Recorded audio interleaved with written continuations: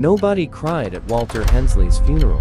Not one tear. And in less than 20 minutes, a complete stranger would walk through that door and reveal that this quiet, forgotten old man had spent 20 years hiding a secret that could send someone in this very room to prison. His own daughter checked her watch twice before the casket was even lowered. And his son stood by the door like he was waiting for a bus, not saying goodbye to his father. The funeral home had rented out the smallest room they had, and even that felt too big for the 6 people who bothered to show up. There were more folding chairs than mourners. The pastor read the same generic words he read for every stranger nobody planned for. The kind of eulogy you get when nobody gave him anything to work with. A quiet man. A private man. He will be missed. Nobody in that room believed it, and worse, nobody cared enough to pretend. They thought they were burying a man who had failed at everything. They had no idea they were about to bury the biggest lie their family had ever told itself. Eleanor Hensley sat in the front row because she was the daughter, and daughters are supposed to sit in front, even when they haven't spoken to their father in 11 years. She wore black because it was expected, not because it meant anything. In her purse was a printed list of things she needed to do after this was over. Call the lawyer, list the house, split whatever scraps were left 3 ways between her and her 2 brothers. She had already decided, before her father's body was even cold, that there probably wasn't much to split. Walter had lost the family hardware store to bankruptcy 20 years ago. He'd spent the last 2 decades in a small rented apartment above a laundromat, working odd jobs, fixing lawnmowers for cash, living like a man who had given up on being anything. That was the story the family told. That was the story everyone believed. Her brother Marcus leaned over and whispered, 15 minutes, tops, and we're out of here. I've got a flight. Her other brother, Dale, didn't even bother whispering. I don't know why we're doing this whole ceremony thing anyway. Man barely left the apartment the last 10 years. Eleanor didn't argue. She'd thought the same thing for years. Her father had been a footnote in her life. A man she visited out of guilt twice a year. A man who never explained himself, never fought for anything, never seemed to want more than the small, sad life he'd shrunk into after the store failed. She loved him the way you love an old photograph, distantly, out of habit, without expecting anything back. There was one more person in that room, sitting alone in the very back corner, someone none of them had noticed yet. A heavy-set man in a gray overcoat, arms crossed, jaw tight, watching the casket like he was waiting for something. He hadn't signed the guest book. He hadn't spoken to anyone. He was there before the family even arrived. And something about the way he kept glancing at the door, like he expected trouble, should have made someone nervous. Nobody was paying close enough attention to notice. If you've ever sat through a funeral where nobody really wanted to be there, you know that heavy, hollow silence. And if this story is already pulling at something in you, hit subscribe now. Because what happens next in that funeral home is going to stay with you long after this video ends.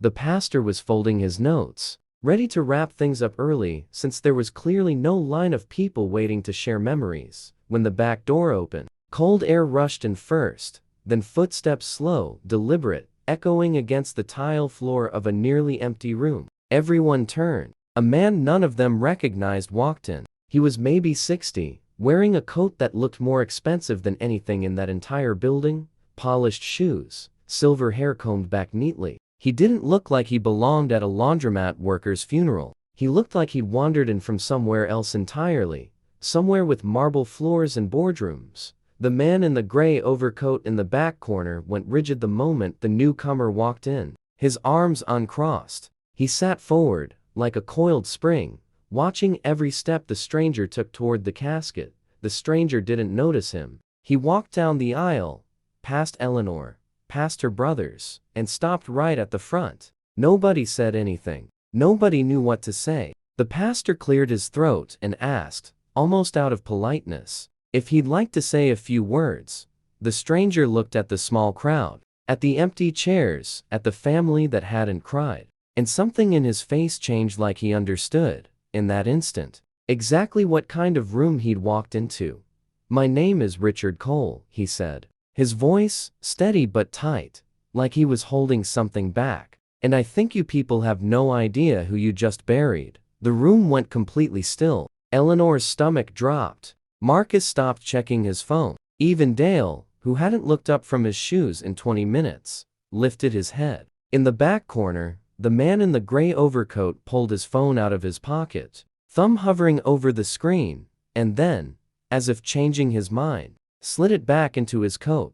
22 years ago, Richard said. I was standing on the edge of the Fairview Bridge at 2 in the morning, ready to jump. I'd lost my business, my marriage, my house, everything. I had nothing left and no reason to keep going. And a man in a beat-up truck pulled over, walked out into the freezing cold, and just talked to me. For 3 hours. He didn't call the police. He didn't lecture me. He just sat with me on that guardrail until the sun came up.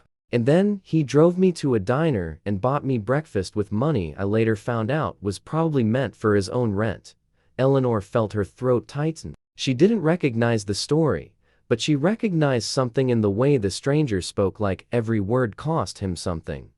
That man, Erd continued, was Walter Hensley, and he didn't just save my life that night. He gave me a job sweeping floors in his hardware store because I had nowhere else to go. He never once asked for anything back. When I finally got back on my feet, when I started my own company years later, I tried to pay him back. Do you know what he told me? He said, "Don't pay me back. Pay it forward. That's the only debt that matters." The room was silent, except for the faint hum of the ceiling fan. Eleanor stared at the casket like she was seeing it for the first time.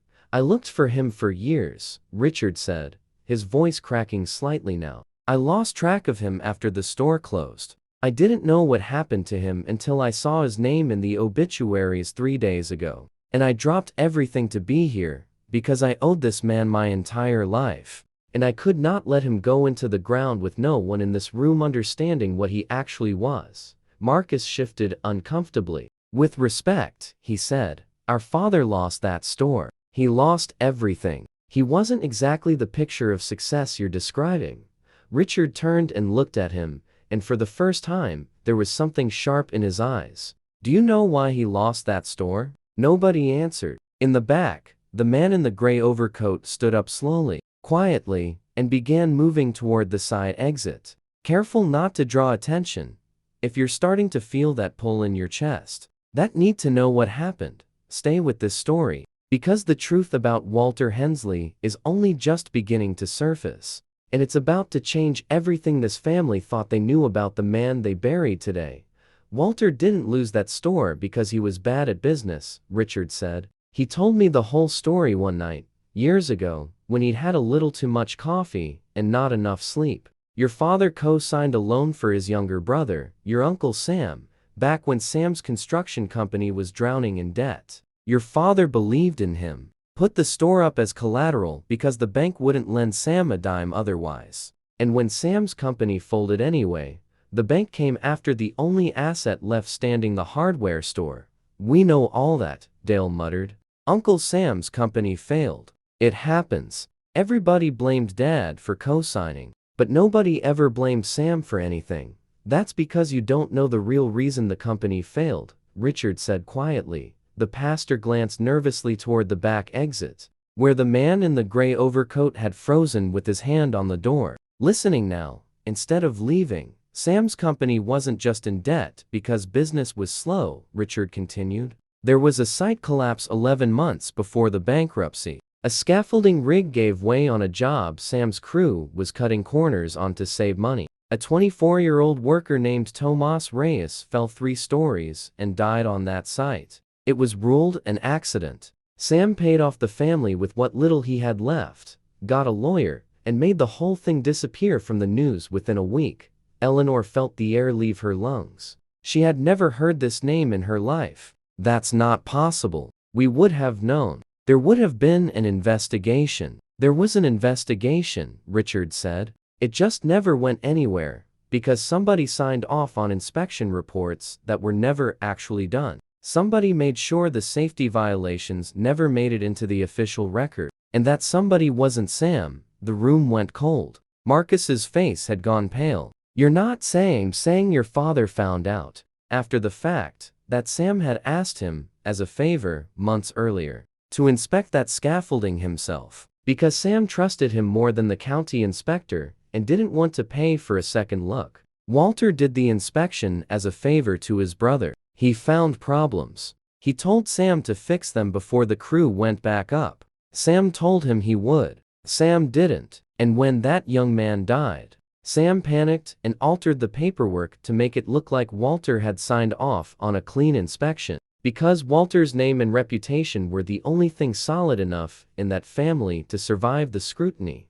Eleanor's hands were shaking now. Are you telling me our father took the blame for a man's death he didn't cause? He didn't take the blame publicly, Richard said. Nobody outside a very small circle ever knew his name was on that paperwork at all. But your father knew. He knew his signature, forged or not, was sitting in a file that could have destroyed his brother's freedom and his family's name at the same time. And instead of going to the police and clearing himself, he made a choice. He let the bank take the store as collateral to cover Sam's debts. Quietly, he let the family believe he'd simply failed at business. And he made Sam promise, in front of him, that he would take care of Tomas Reyes's mother for the rest of her life. Walter didn't do it to protect Sam. He told me that plainly. He did it because he didn't want a young man's death buried under a business failure headline. And he didn't want a courtroom fight that would drag his brother's kids and his own kids through years of ugliness for a crime that could never bring Tomas back.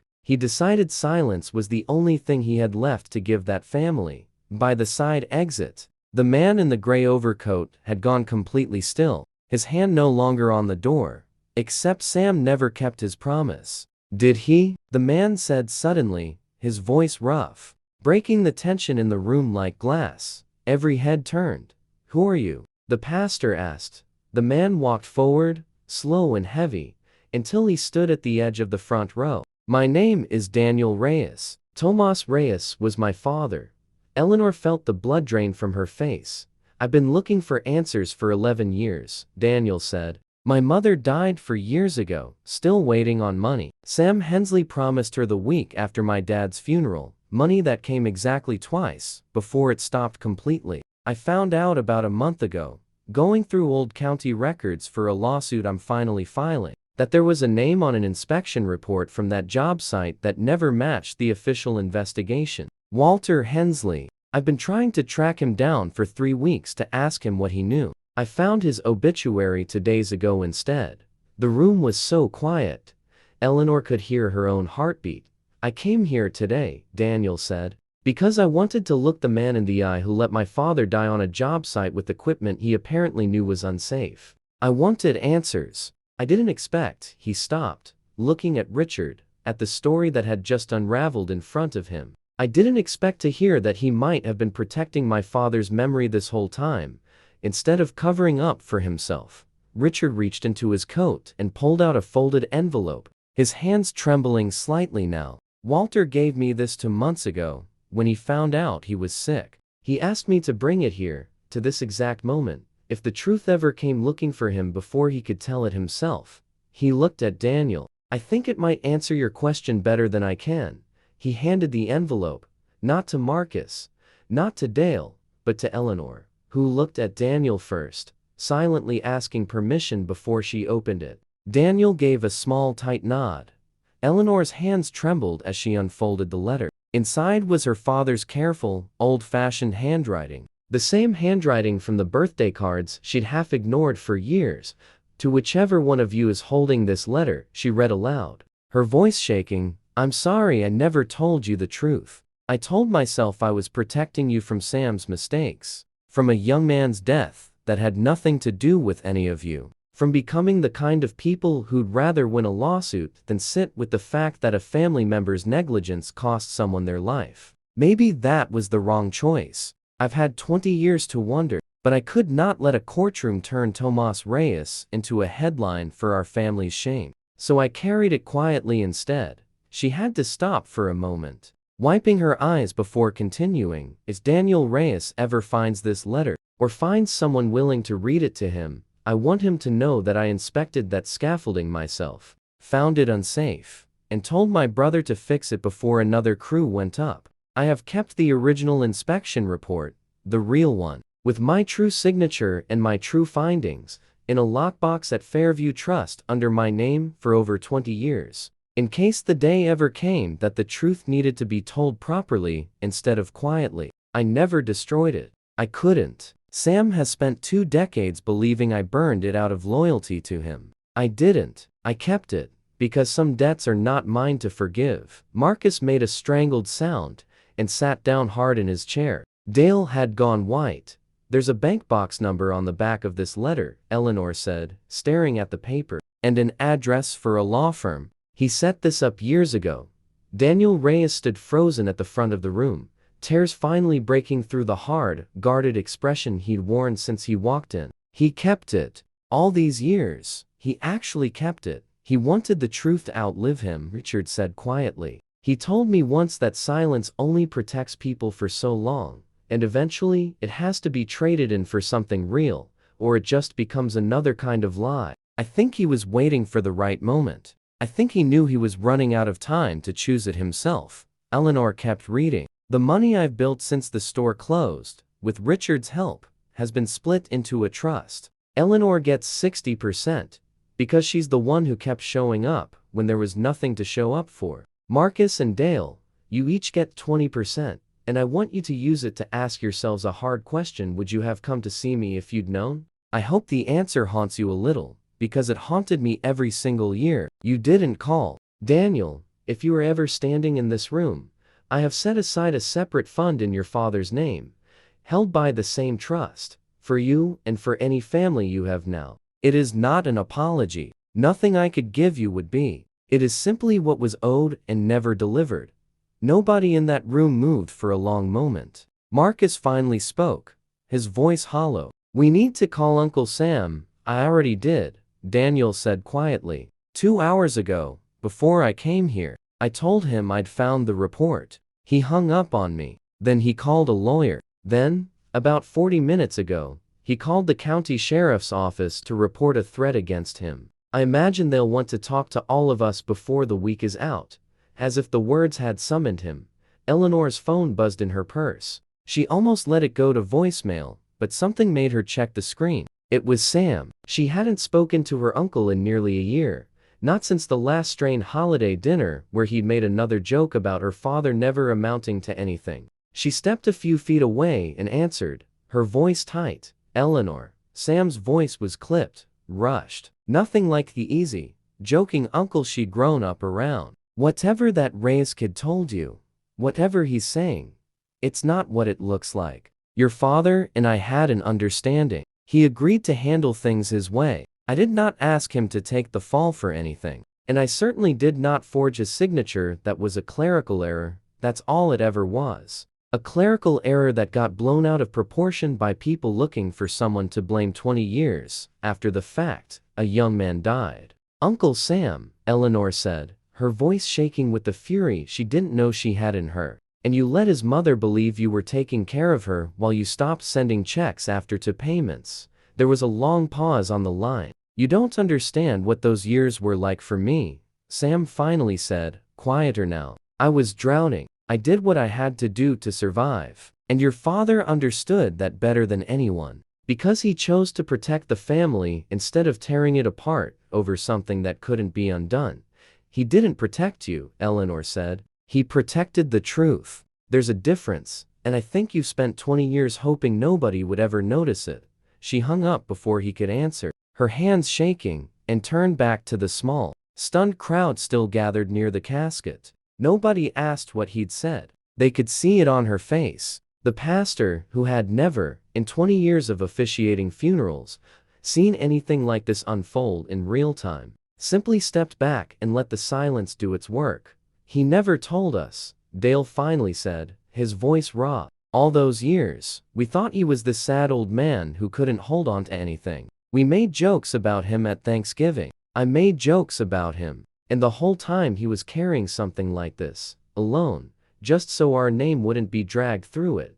We all did, Marcus said quietly, staring at his hands. We complained. He never explained himself, and it turns out the explanation would have destroyed the one thing he was trying to protect, Eleanor looked at Daniel. I am so sorry. I had no idea any of this existed. None of us did.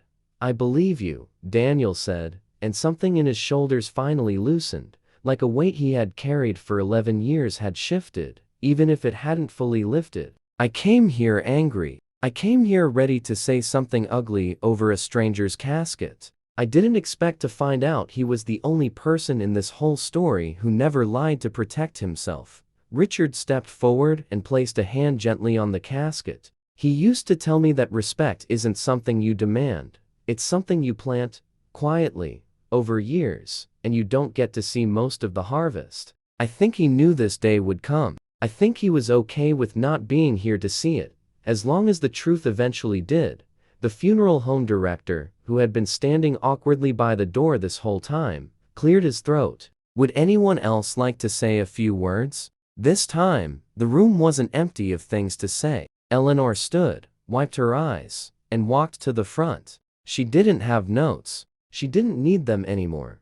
My father was not a failure, she said, her voice steadier now, stronger than it had been in years. My father carried another family's grief for 20 years, so it wouldn't crush his own, and he never once asked for credit or forgiveness for it. I am ashamed it took two strangers walking through that door for me to understand who he really was. But I understand now, and I am going to spend the rest of my life making sure his name means something, not because of the money, but because of what he protected with a life everyone else had already written off. By the end of the service, the room that had started with 6 indifferent mourners and 1 hidden, furious stranger ended with people crying, hugging, and finally, truly, saying goodbye to a man they'd misunderstood for 20 years. Daniel Reyes stayed to shake Eleanor's hand before he left, something unspoken passing between them, not forgiveness exactly, but the start of it. Richard stayed until the very end, the last one to leave. The way he said Walter had once stayed with him on a cold bridge at 2 in the morning, refusing to walk away from someone who needed him. 3 weeks later, Sam Hensley was arrested on charges of falsifying safety documents and obstruction, after the original inspection report surfaced from a bank lockbox that had waited patiently for 20 years to be opened. Eleanor sat in the courtroom during the first hearing, not out of anger, but because her father would have wanted someone from the family there to see it through. Honestly, all the way to the end. Sometimes the people we dismiss the fastest are carrying the heaviest, quietest kind of grace, and we don't find out until it's too late to thank them for it. Walter Hensley spent 20 years letting his family believe he had nothing left to give, when the truth was he had given almost everything he had, protecting a dead man's memory, protecting his own family from a truth that would have torn them apart, and waiting patiently for the day someone honest enough would finally come looking for it. The real inheritance he left behind wasn't the money, and it wasn't even the truth about Tomas Reyes. It was the lesson that showed up 2 months too late for some of them, and just in time for others, that the quietest people in the room are sometimes the ones holding everything together. If this story moved you even a little, if it made you think about someone in your own life you might have misjudged, someone quiet who never asked for credit, drop a comment below and tell us about them. And if you know someone who needs to hear a story like this today, someone who's ever felt invisible or underestimated, share this video with them. This has been Legacy Whisper, and we'll see you in the next story.